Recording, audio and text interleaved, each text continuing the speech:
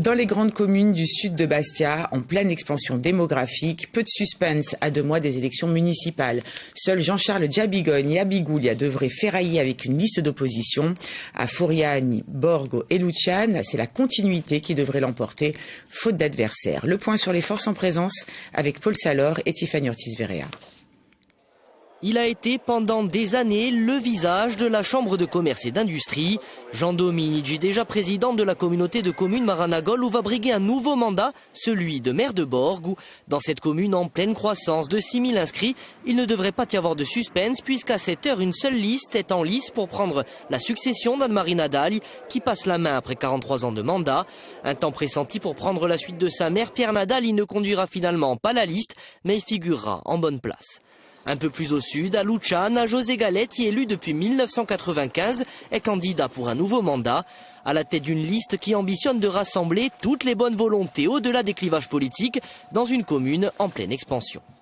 Il y a de nouveaux arrivants, c'est ça que j'appelle les bonnes volontés. Il n'y a pas de raison que, vous savez, la gestion d'une commune, ça n'a plus rien de politique.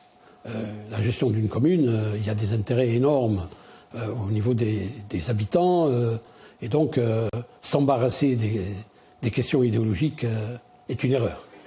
En 2020, l'indépendantiste Jean-Philippe Antoligne avait réalisé près de 20% des suffrages et comptait bien se lancer une deuxième fois dans la bataille.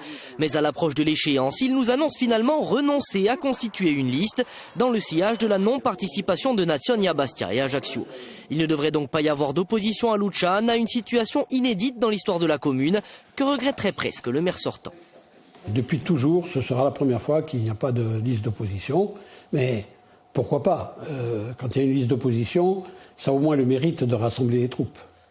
À Furiani, enfin, on ne rejouera pas non plus le duel électoral de 2020, mais la raison est tout autre. L'opposition de droite, conduite par Enzo Martel, et la majorité sortante, proche de Fema Gurtiga, vont cette fois-ci faire liste commune, l'aboutissement de plusieurs semaines de discussions pour créer une démarche d'intérêt général. Dans les grandes communes du sud de Bastia, la seule bataille des municipales se jouera donc à Bigoulia, où le maire nationaliste sortant, Jean-Charles Djabigogne, affrontera le libéral Paul Alphonse.